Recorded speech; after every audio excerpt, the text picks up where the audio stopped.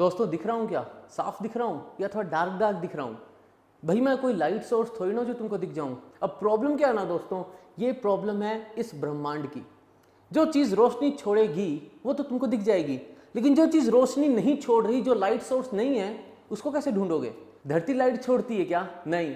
तो फिर mercury, Venus, Mars, Jupiter, Saturn, Uranus, Neptune ये लाइट छोड़ते हैं? नहीं। तो अगर कोई दूर से ऑब्जर्व करना चाहे तो पता कैसे चलेगा कि सूरज के चारों तरफ ये प्लैनेट्स भी घूम रहे हैं? नासा कैसे डिटेक्ट करता है जब वो बोलता है कि हमने 3000 से भी ज़्यादा एक्सो प्लैनेट ढूंढ लिए, हमने 5000 से भी ज़्यादा एक्सो प्लैनेट ढूंढ लिए, हमने ये बता दिया कि इस प्लैनेट पे लाइफ पॉसिबल है कि नहीं, ये टेरेस्ट्रियल प्लैनेट है कि नहीं।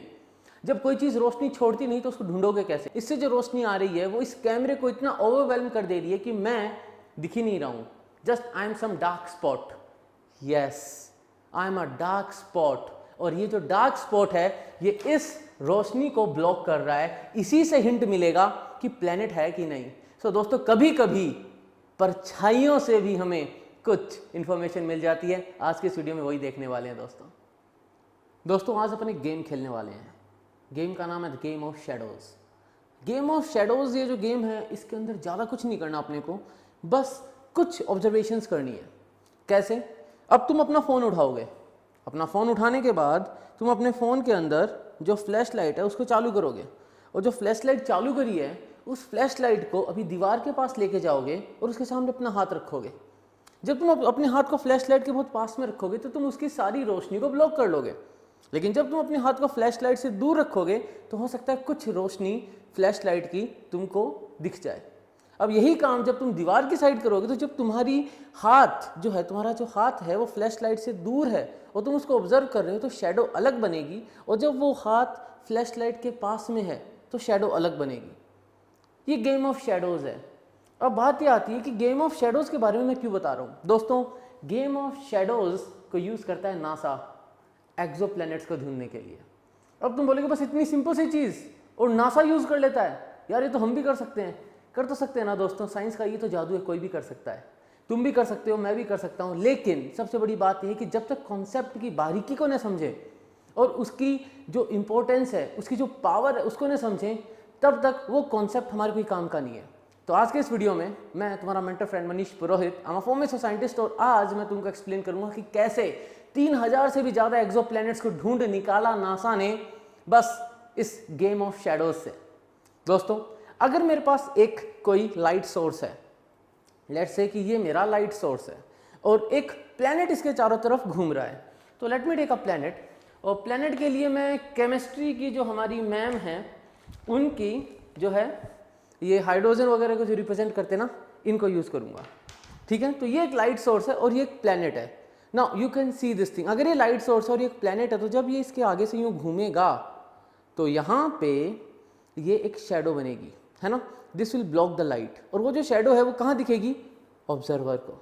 लेकिन अगर ये जो प्लैनेट है इसका साइज थोड़ा बड़ा हो जाए तो मैं एक बड़ा प्लैनेट लेता हूँ, तो जब मैं एक बड़े प्लैनेट को इसके सामने से निकालूंगा तो ये ज़्यादा रोशनी को ब्लॉक करेगा। यानी एक सिंपल सी ऑब्जर्वेशन ये है कि अगर मैं किसी एक डिस्टेंट स्टार को ऑब्जर्व कर रहा हूँ और अचानक उसकी रोशनी में कोई डिप आता है तो वो डिप कितना आ रहा है उससे मैं ये एक अनुमान, एक एस्टिमेशन लगा सकता हूँ कि अगर उसके चारों तरफ कोई एक्सो प्लैनेट घूम रहा है तो उसकी साइज कितनी होगी। लेकिन इतना ही नहीं है दोस्तों, मान लो जैसे कि अपना सन है, अब सन के चारों तरफ तो खूब सारे प्लैनेट घूम रहे हैं ना, एक अकेला थोड़ी ना, तो क्या होगा? तो let's take the case again. अब मेरे पास एक लाइट सोर्स है, एक छोटा प्लैनेट है जो कि घूम रहा है और एक बड़ा प्लैनेट है जो कि घूम रहा है, यानी ये दोनों प्लैनेट कभी ना कभी तो इस लाइट सोर्स को क्रॉस करेंगे। तो जब इस लाइट सोर्स को दोनों प्लैनेट क्रॉस करेंगे तो जब पहला प्लैनेट क्रॉस करेगा तो रोशनी में कुछ डिस्टर्बेंस होगा, और जब दूसरा प्लैनेट क्रॉस करेगा तो डिस्टर्बेंस होगा। यानी अगर मैं कंटिन्यूअस ऑब्जर्वेशन कर रहा हूं तो मैं ये भी देख सकता हूं कि एक से ज़्यादा प्लैनेट उस पर्टिकुलर स्टार के चारों तरफ घूम रहे हैं क्या। अब बात आती है कि कौन सा पास और कौन सा दूर है, क्या मैं ये भी निकाल सकता हूँ? बिल्कुल दोस्तों, now let's take that case. तो अगर मेरे पास अभी एक स्टार है और जो ये एक्सो प्लैनेट है ये दूर घूम रहा है, तो जब ये दूर घूम रहा है इस सोर्स से, यानी ये मेरे पास है, ऑब्जर्वर के पास है और सोर्स से दूर है, तो ये ज़्यादा देर तक रोशनी को ब्लॉक करेगा। अगर ये ऑब्जर्वर से दूर है और सोर्स के पास है तो एक कम देर तक रोशनी को जो है वो ब्लॉक करेगा। यानी एक सिंपल सी calculation, the game of shadow ये कहता है कि एक सिंपल सी आप ऑब्जर्वेशन करते हैं, आपने देखा कि भाई एक स्टार से रोशनी आ रही है, उसमें कुछ डिस्टर्बेंस आ रहा है, और वो जो डिस्टर्बेंस है आपने उससे ये अनुमान लगा लिया कि हो सकता है यहाँ पे एक्सोप्लैनेट हो। आप ये भी देख सकते हैं कि एक से ज़्यादा एक्सोप्लैनेट हैं क्या। आप उनकी साइज़ के बारे में भी कंपैरेटिव स्टडी कर सकते हैं, रिलेटिव साइज़ निकाल सकते हैं।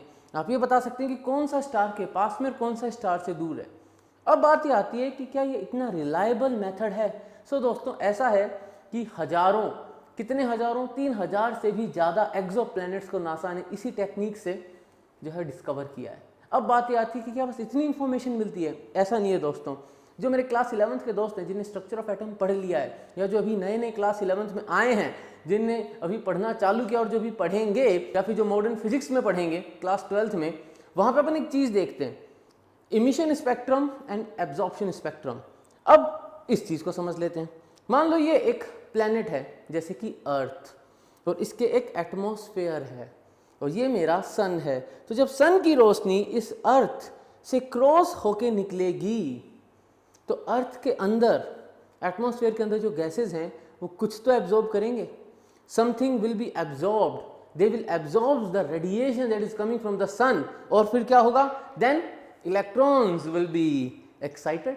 तो जो वो इलेक्ट्रॉन्स हैं वो स्पेसिफिक वेवलेंथ को एब्जॉर्ब कर लेंगे, जो वेवलेंथ उनको एक एनर्जी लेवल से दूसरे एनर्जी लेवल पे जंप करा दे। मतलब सिंपल सी बात है, मान लो सीढ़ियाँ चढ़नी है, तो एक सीढ़ी से दूसरी सीढ़ी चढ़ने के लिए मुझे जितनी एनर्जी चाहिए, अगर उतनी एनर्जी मेरे पास है तो मैं खटाखट सीढ़ियाँ चढ़ता चला जाऊंगा। लेकिन अगर मैं बहुत थका हुआ हूँ और मेरे पास इतनी एनर्जी नहीं है कि मैं एक से दूसरी सीढ़ी चढ़ सकूँ, तो मैं कोशिश तो करूँगा चढ़ने की, लेकिन फिर वापस मैं उसी सीढ़ी पे आके गिर जाऊँगा। तो अगर सूरज की रोशनी से मुझे इतनी एनर्जी मिल रही है कि जो मेरा एटमॉस्फेयर है उसके अंदर ऑक्सीजन, नाइट्रोजन या कोई भी गैसेज जो हैं, चाहे वो मीथेन हो या कोई और कार्बन के कंपाउंड हो, तो वो जब एनर्जी को एब्जॉर्ब करके एक्साइट होंगे तो वो उस पर्टिकुलर वेवलेंथ को खा जाएंगे। वो वेवलेंथ हम तक नहीं पहुंचेगी, क्योंकि उस वेवलेंथ को उस पर्टिकुलर ट्रांजिशन के लिए, उस जंप के लिए एटमॉस्फेयर ने एब्जॉर्ब कर लिया। यानी मैं गेम ऑफ शैडोज में बस ये नहीं बताता कि एक्सोप्लैनेट है कि नहीं, मैं ये भी बता सकता हूँ कि वो जो एक्सोप्लैनेट है उसका जो एनवायरनमेंट है वो किसका बना हुआ है। इज़न्ट दैट अमेजिंग दोस्तों। तो दोस्तों ये था एक छोटा सा video about how NASA hunts for exoplanets using a very basic concept of physics. पसंद आया हो तो लाइक करो, शेयर करो, सब्सक्राइब कर लेना, बेल आइकन दबा देना दोस्तों, जिससे कि नोटिफिकेशन मिलता रहे। And follow us on Telegram, follow us on Twitter, follow us on Instagram. सब जगह तुमको एक ही चीज़ सर्च करनी है, निम्बस एजुकेशन। हम टेलीग्राम पे भी हैं निम्बस एजुकेशन के नाम से, इंस्टाग्राम पे nimbus education and education nimbus के नाम से हैं, और ट्विटर पे भी तुमको मिल जाऊंगा मैं, तुम मेरे को सर्च कर सकते हो। बिल्कुल दोस्तों, तो अब अपन मिलेंगे अगले वीडियो में, जहाँ पे मैं कुछ और मेथड्स को डिस्कस करने वाला हूँ इनके अलावा, जिनने कुछ प्लैनेट्स को डिस्कवर करने में मदद करी है। And then will go to the basic study कि कैसे पता चलता है कि ये जो प्लैनेट है इस पे लाइफ पॉसिबल है या नहीं। मिलेंगे दोस्तों अगले वीडियो में, तब तक के लिए जय हिंद।